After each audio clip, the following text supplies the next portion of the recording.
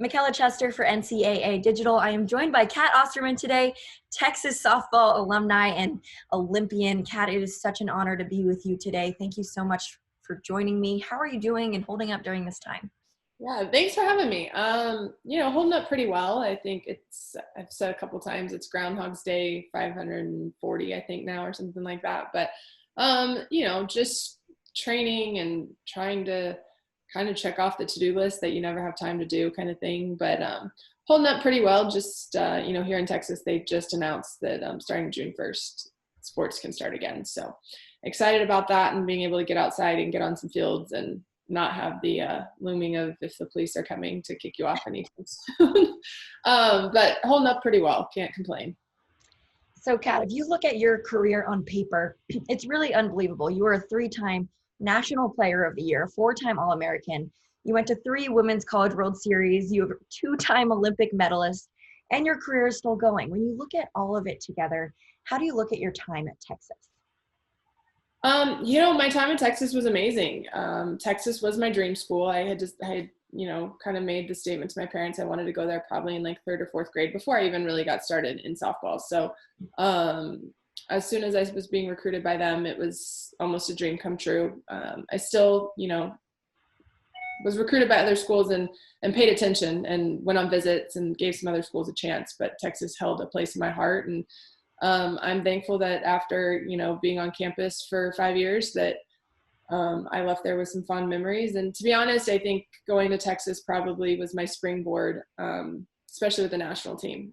Just being thrown into the fire so soon as a freshman allowed me the confidence and just the adversity to be able to grow in order to be able to make that 2014. So I truly think it was my springboard into the future of my career. But at the same time, I look back and there's nothing but fun and fond memories because it was a dream come true for me. Like I said, you had 3 Women's College World Series appearances, but what are some of your favorite college softball memories or Women's College World Series memories? Favorites, that's hard. Well, I think the ultimate favorite's the first time we got to go to the World Series. Texas had been there one other time. So we got to host regionals that year in 2003, and it was just a big deal for us to make it. And, it had been the team's goal, obviously. And once we were able to accomplish that, I just remember, everyone, it was not like a relief. It was just the excitement of finally being able to say we get to go to Oklahoma City.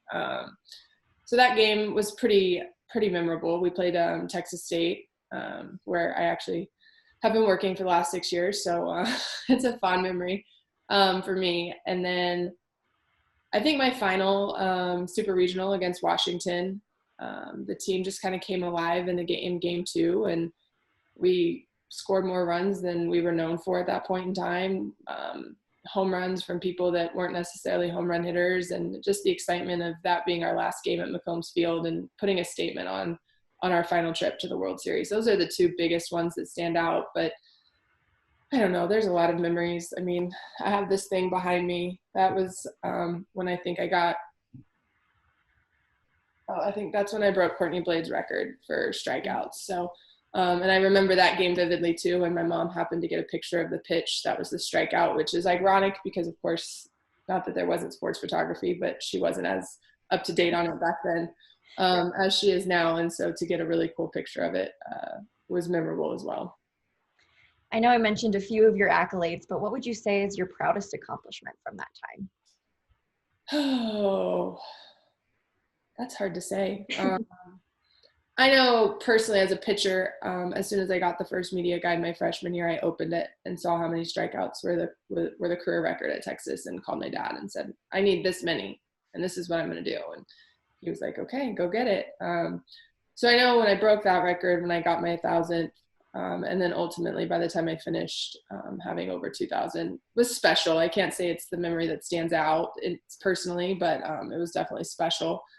I think actually, now that I think about it, I threw the first perfect game in program history, and I don't think I realized that there hadn't been one.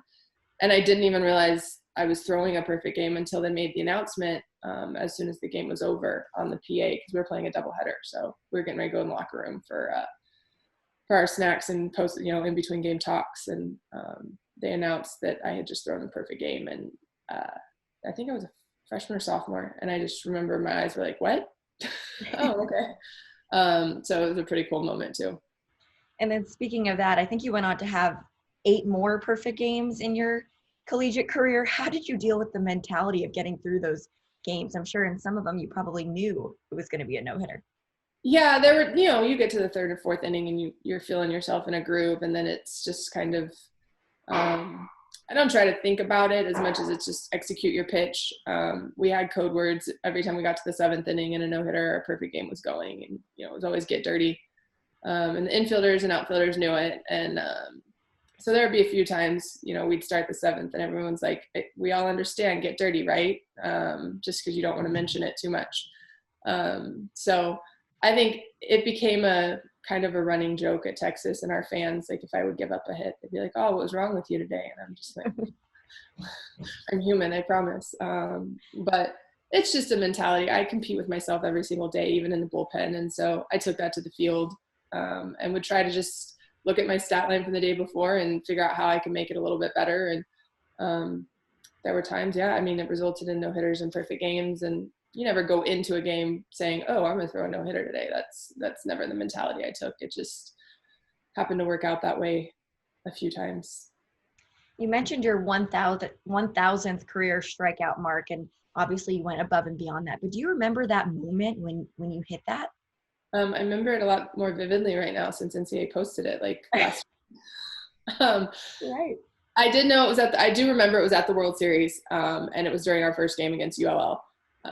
Which was bittersweet because at the time I had given up a 2-run home run early in the game to put us down. So it was one of those where got your 1,000th strikeout, but at the same time I'm like, but we're losing the game. Like I can't let any more runs score. I just remember being at the World Series the first time. You're shaking. You're so nervous just because, everyone's watching. It's the World Series, that kind of thing. And the nerves probably hit me for a little bit too long. And then after we gave up the 2 runs, I was wake up call, figure out how to pitch today, Catherine. So, but no, I remember that strikeout, and I just remember, it was that middle ground, like congratulations, but we have work to do. And so, thankfully my team came back and we ended up winning 3-2, I believe. But yeah, it was in the middle of that first game at our first World Series, which is kind of a cool memory too, like first World Series, first game, and you get your 1,000th strikeout. And then in 2004, you mentioned it, you went and played for the Olympics. You redshirted that year. What did that mean to you to play for your country, as you were the only college player on the team? What was that like? It was an experience. I was the youngest one. I had been in the program since 2001. So I knew a lot of the players, but I wasn't super close with a ton of them just because the age difference a little bit. And obviously some of them played college together. We had quite a few from UCLA and Arizona. And I think there were only like 2 of us that were even from out of state, out of like West Coast technically. So it was a little bit different for me being the youngest and not having people my age necessarily to latch onto and be friends with. But I wouldn't trade it for the world. I honestly didn't think I was going to have a shot at the 2014 when all was going on. Just I knew I was the youngest, wasn't sure the age wasn't going to go against me. But in 2003, I played on the Pan American team with a lot of these athletes. And so for me, I knew I had performed. I just didn't know age-wise if it was going to work out for me or not. And it did, but that year was different. I had a lot of fear of missing out with my actual college team. They got to go to Hawaii while we played in Fullerton, California, and they were doing some other things and sending me postcards and whatnot wherever I was staying. And it was fun to keep in touch, but at the same time, I was missing them. But, as soon as I got involved in the national team program, making that 2014 was my goal. And so I had spent the 2.5 years prior at school, not taking weekends off because I knew I didn't want to look back and wonder what if I had done this instead, and what if I did that. So that 2014 was always kind of the carrot dangling in front of me as I worked, not just to play at Texas, but to make that 2014. So it was a dream come true as well. And I enjoyed every second of it. I think it made me grow up a little bit faster than I would have if I hadn't had that experience in the middle of college. The athletes I played for were all amazing. And I can be honest, they didn't treat me Like I was as young as I was, to be honest, which was awesome. And I think helped me grow up. But Lori Harrigan took me under her wing. I've told that story a few times, but she made sure that I was always at least knowledgeable about where I was supposed to be and what was going on and the do's and don'ts of things. But I learned a lot and came back to school after that with just more knowledge, more confidence, and probably a little bit different person. Yeah. You really did help elevate Texas to the program that it is today. What does the legacy that you left on the program mean to you, and what are your current ties to the school still currently? I think if anything, the legacy I feel like I left was just striving for excellence every single day, and putting in the work to achieve that level of excellence. I think my work ethic has always been the one thing that I've taken pride in, and I tried to leave that behind when I left. And that, and just the mentality that I took to working, to practice, to games, all of it. I was excited when I went to Texas. The goal was to hopefully, as the underdog, bring home the first national championship for the softball program. That's probably the only thing on the checklist we didn't check off, but that's okay. Currently, obviously the coaching change was a little different since Coach Clark had been the only coach there. But at the same time, when they named Coach White, I knew that the program was going to be in good hands. And I reached out to him right away to congratulate him and just tell him how proud I am that I'm an alum and that he was taking over. And, now I'm just a fan. Obviously, I've worked at Texas State down the road for the last 6 years. But I went to their super regional at Alabama last year. Just felt like as an alum, that was a gesture and a trip that I needed to make. So that way they were encouraged and, just saw the support of alum with them. Because I know as an athlete, it was huge when alum would, send the message that they're cheering us on in those tough moments. And so I'm a fan. I love seeing what they're doing. And unfortunately, this year was cut short because I thought they were well on their way, obviously, to going up to Oklahoma City, but having a shot at bringing that trophy home. This might be kind of a tough question to answer, but you've accomplished such amazing things. What do you attribute that to, and what do you think separates you from the rest? I think I touched on my work ethic, I think is pretty much what really separated. I mean, don't get me wrong, there's obviously being 6'2", long, lanky, big hands helped me pitching wise. But I wasn't always I wasn't always built like that. There was majority of my development where I was pretty average as far as size goes. And so I've always just loved pitching. I fell in love with the art of pitching, not necessarily the game of softball, but the art of pitching, and really wanted to figure out that craft. And so I worked so hard at it. And my dad instilled some work ethic with me, and not by pushing me or forcing me to be in the driveway, but just more of setting some boundaries and some standards. If you're not going to pitch during the week, we're not going to have our lesson on Sunday. Okay, well, that's going to make sure I pitch during the week. And then his other thing was, if we're out in the driveway, don't waste my time or your time. Like, you could be inside doing homework or something else. So if we're going to work. And I took both of those to heart from the get-go. And I think just the way I work and how hard and how much I work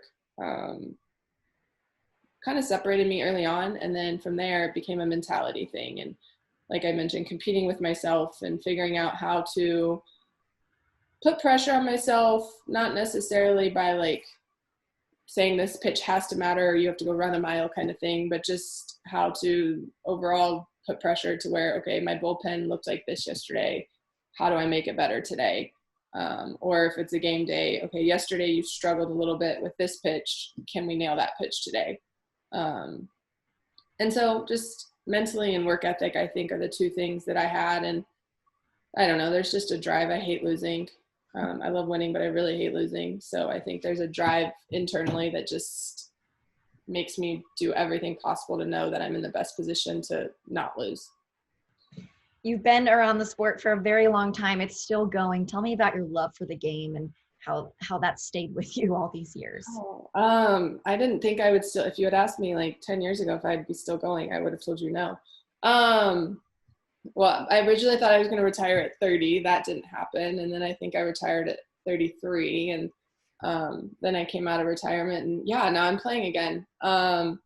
I love the game. I love what it does. For female athletes, I say it a lot. You don't have to be one type, one shape, one size, one talent level in order to be successful at this. You know, you have your power hitters, you have your slappers, you have your pitchers only. You know, you have just so many dynamic athletes that can play this game. And so it gives multiple types of athletes a chance to be successful. But personally, as I said, I fell in love with pitching in the chase of being as perfect as possible, knowing absolute perfection is not attainable. I mean, even when you throw perfect games, there's a couple of pitches that went your way. But there's something about competing that just I shouldn't say drives, but like sparks my heart. And so when I thought about coming out of retirement, the second I started, you know, trying to put competition into the picture, it was a whole different story. There were times where I wasn't sure I could do it. And then the second you put me out with hitters in there, it's like, oh no, I can do this. Like, I'm going to figure out a way.